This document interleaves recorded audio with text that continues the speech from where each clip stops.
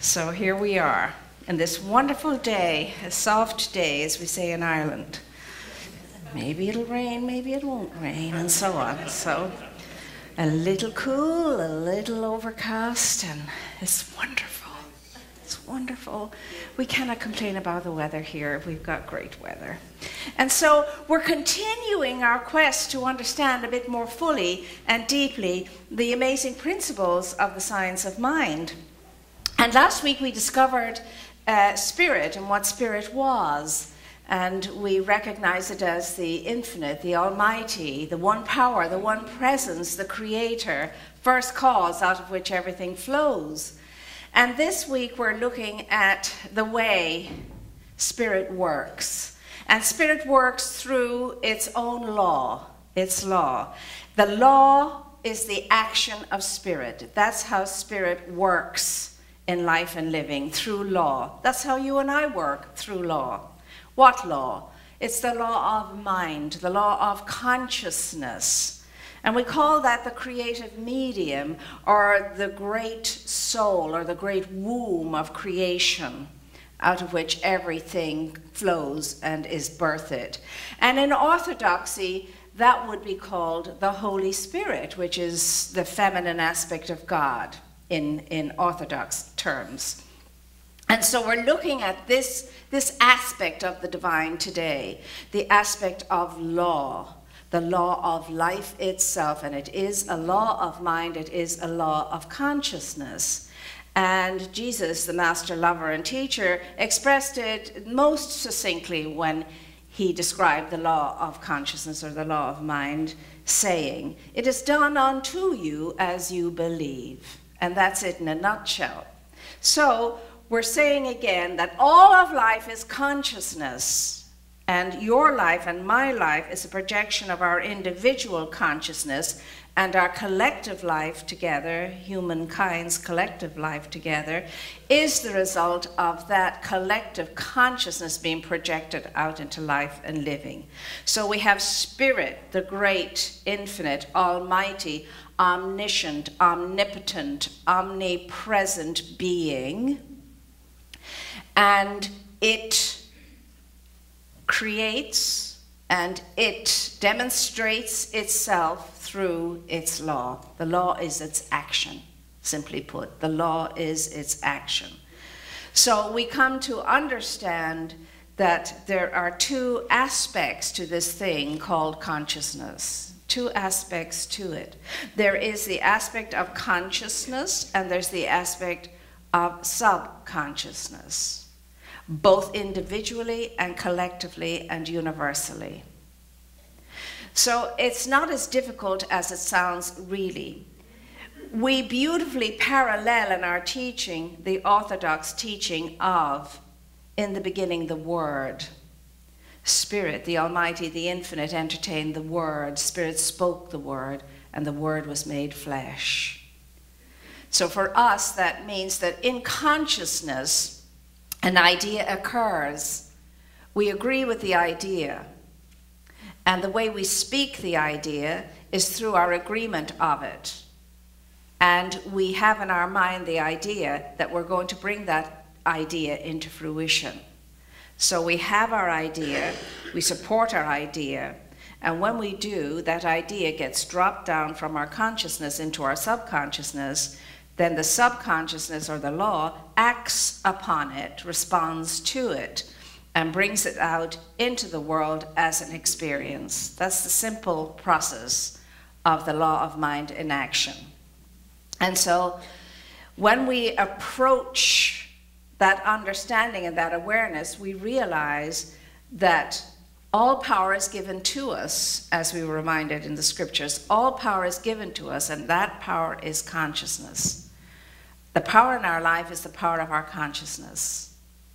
And that consciousness is given to you and to me as an amazing gift, because, believe it or not, the exact way the creator of all creates, you and I create too. The exact way the creator of all operates, you and I operate too. because we are created in the image and in the likeness of the one who created us. And we are in the image and likeness in the way we create, in the way we function, and in the way we operate, through the great, powerful gift of consciousness. And consciousness runs through everything. Remember last week, we came to the conclusion that we live in a mental and in a spiritual universe. We live in a mental and in a spiritual universe. And it is the creative medium, the mental medium into which we think, all of us, that brings about the experiences that we have.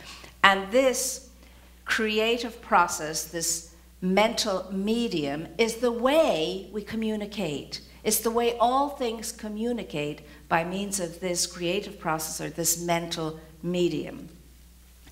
And it is that which is in each and every one of us and around and about each and every one of us. It is the great, powerful, amazing, infinite, divine stuff of life itself. And it's everywhere present. It's all around us, it's all about us, and it's within us. We live and move and have our being in it. And when we think into it, something happens. And when I say when we think into it, I mean consistently and with an idea that we've given our agreement to. Once we've agreed to the idea, then that idea is going to fertilize in the subconscious soil of mind, and it's going to come into our lives as an experience. And this is a wonderful thing to know. Now, there is a place where our bodies begin and end. There's no place where our minds begin and end. You can't discern where the mind begins and ends, but there is a place where the body begins and ends that's more easily seen. And so out of this great creative process, you and I have the opportunity to create any good thing that we so desire. And what separates us from each other, what divides us from each other, or what the difference is in each other is not how we were born or what family we were born into or what our education has been or what address we live at. It's none of these things at all. That doesn't differentiate us from each other. There's one thing that differentiates us from each other, one thing, and it's how we use our minds. It's the way we think. And it's the way we interact with life and living. It's our mental and our emotional atmospheres that differentiate us from each other, that's all. Nothing else. Nothing to do with outward circumstances. Because any of the circumstances we may find ourselves in, we can move through once we understand the way life works, and once we use the way life works, and once we apply the law of mind and put it into action.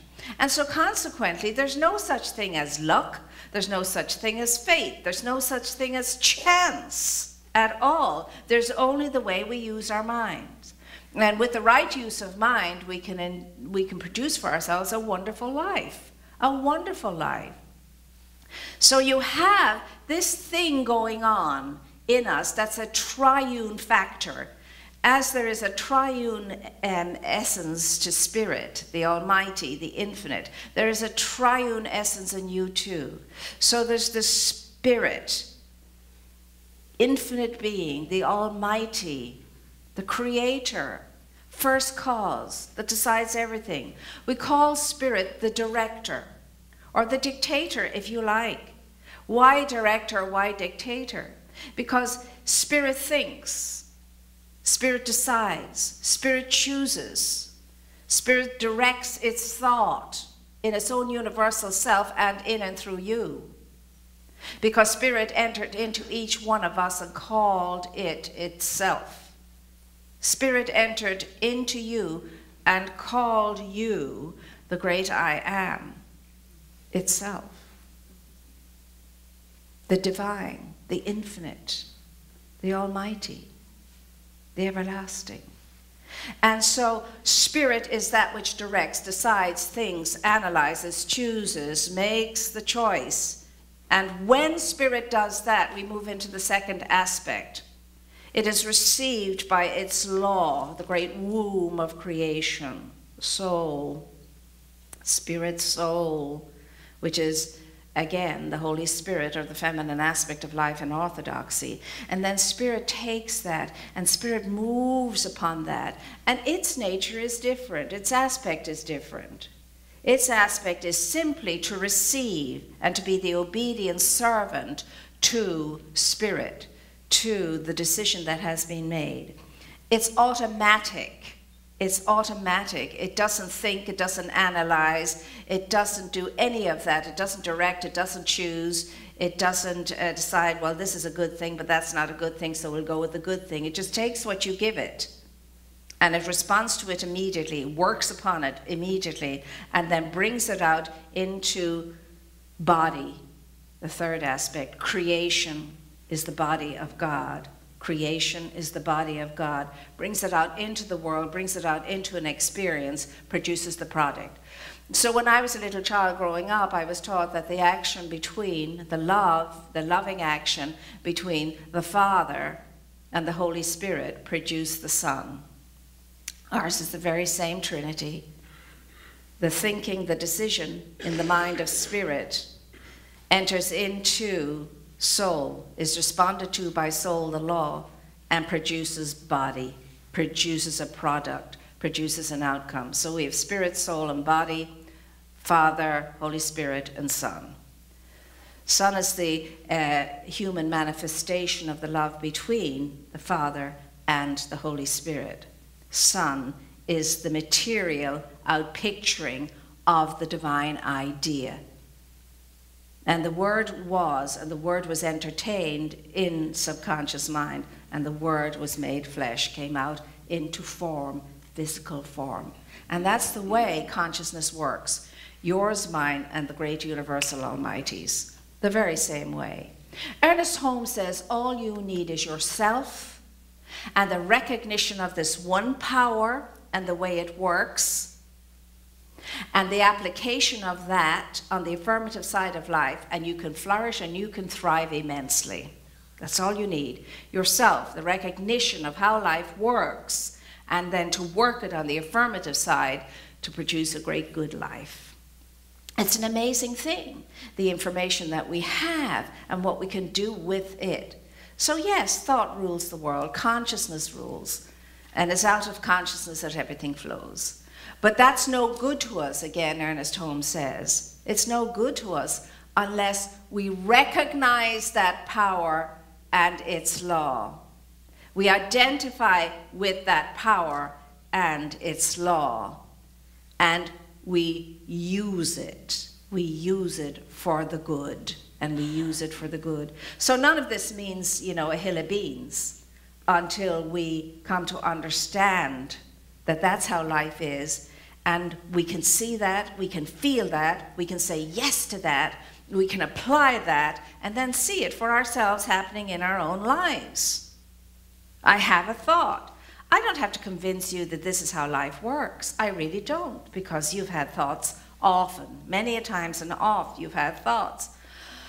Oh, it's never going to happen for me. I can't see it happening. Life is so unfair. It works for everybody else, but it never works for me, and really and truly. And besides, I don't think I'm equal to it. I don't think I have the talent. I don't think I have the skill. I don't think I have. And because that's our thinking, we're producing that experience in our lives. That's the way we think, and that's the way we feel. So that's the way it's jolly well going to be. As you think it, as you feel it, so it is. And you and I have proven this to ourselves over and over. I'm not going to get the job. There are too many good candidates going up for it. They have more experience than I have. I'm sure this is just going to be a waste of time. And lo and behold, you prove yourself to be right. It happens as you thought it, as you felt it. And so it is. But the same thing happens when we go onto the affirmative side of life, and we state affirmatively, in the past I've been a rotten, miserable failure. I really have. I've been a rotten, miserable failure. You can say to yourself, my history is pretty bleak. But once I catch the consciousness of how life works, I can say, you know what? My past doesn't equal my future. My history doesn't have to repeat itself. I now know something. I can apply that something, and I can change things and turn things around. And so now I am going to start brand new, and I'm not going to be influenced by my old thoughts and by my old feelings and by the naysayers all around me. I am just going to know what I know, and I'm going to claim what I know, and I'm going to state what I know, and I'm going to feel what I know. And in time, I am absolutely convinced that's going to be my experience. It's the way it's going to be, because I am what I think. I am what I feel. I am what I know. I am what I claim. I am what I own. Thought rules my world, backed up by feeling. Indeed, my life is built up by one thought at a time. One brick of my life at a time is one thought. And the mortar that puts it all together is the feeling aspect I have too around it. So this week you and I get to ask ourselves, well, what kind of life am I building through the way I'm thinking, through the way I'm feeling? What am I building in my life? Because one thought at a time, I build a most wonderful edifice. Or one thought at a time, I destroy the edifice I already have. Because my word can be positive or negative. It can be life-giving or it can be death-realizing. Depending upon how I'm using my word, my thought, my feelings, I can be adding to the life of my being or subtracting from the life of my being. I'm doing one thing or the other. I'm either, creating more life or I'm diminishing life. I'm doing one thing or the other. And here's the thing. I cannot hope to realize any great good new thing if I'm disbelieving in it as I'm wishing to create it. And that's what many of us do. While we're hoping, while we're yearning and longing for something better and something new and something more wonderful, and we're saying the words and we're making the affirmations and this is what I'm going to do and this is what I believe now and so on, while all the time feeling the opposite, not believing that, but believing the opposite, it cannot come into being, it cannot happen, because I am going to cancel out with my negativity the positive affirmation and intention that I set. I will cancel it out with my negativity. And so I can't say I believe when I don't believe. I can't say I know when I don't know. I can't say this is what I'm going to do when inside of myself I believe the opposite. Because what's going on inside of me will win out every time. And so if it's out there in my experience, it's out there in my experience because it was first in here. It cannot be out there in my experience if it wasn't first in here. So the way mind works, the way consciousness works, is the way you direct it. And you need to direct it consciously. If you go unconscious, it's like gambling. It's a chance. It's a chance, and it may happen or it may not happen if you're unconscious, if you're not in control of your life. Because here's the thing. Once I take control of my life, I have self-control. And when I have self-control, I am master over my life. And I can flourish and I can thrive. So it is given to you and it is given to me to pay attention to what it is I'm thinking, to what it is I'm feeling. So I can direct that thought, I can direct that feeling to my good. In orthodoxy, we hear it said all of the time, he found favor with God, she found favor with God. Well, your favor with God and my favor with God is the power of mind. It's the power of consciousness. It is the power to create as I think and as I feel and as I declare that it is so. And each and every single one of us is empowered in this way, is gifted in this way, and that's what it means to be made in the image and the likeness of our source. So every single one of us is pre-qualified, pre-approved for a very good life. Only you and I can disqualify ourselves and disapprove ourselves through the way we think and the way we feel and the way we respond to what happens in our lives. It's the only difference between us, how we respond and interact with what happens in our lives. Some of us come from dire circumstances, and we build up a beautiful, wonderful life for ourselves no matter what. Some of us come from very pampered and gifted circumstances, and we produce a life of rack and ruin. And it has to do with the way we interact with life and living, what we think about ourselves, what we feel about ourselves, what we think about life, and what we feel about life. It's nothing more or less than that. So it is given to you today, it is given to me today, especially those of us who are in difficult circumstances in this room today, to know that these difficult circumstances can change, they can turn themselves around. We can be other than we are. We can experience other than we're experiencing. We can have other than we already have. If we put our trust, our faith, and our hope in the way that life works. It is done unto us as we believe. If you believe, so it is. Go, your faith has made you whole. Do you believe I can do this for you? Yes, Master. Well, it is done now unto you as you believe. Before you ask, I already answered. If you ask, believing. If you ask, believing. It's all about believing what you believe. What is it you believe? This week, you and I get to look at that. We get to ponder that. What am I believing about myself? What am I believing about my life? What am I believing about my world? What is it I think and feel about it all? Myself and everything else included. What is my thinking doing for me? What is my feeling producing for me in my life? Am I happy with it all? If not, then you know what I have to do. I have to change my thinking. I have to change my feeling in order to create for myself the great good life that I was meant to live, so that I can go through my life in a sense of celebration and wonder and awe and delight, so that I can be the blessing that I'm created to be, so that I can be the gift that I showed up as, so that I can get out there feeling good about myself, life, and living, and everybody else and everything too, so that I can make a difference and produce a life when I look back on that I am satisfied with. And I can say to myself, well, you know what? I've been blessed. I've been given to, and because of that, I gave and I blessed too. And because of that, I can go forward into my new life's expression now feeling good, feeling complete, feeling that it was well worthwhile.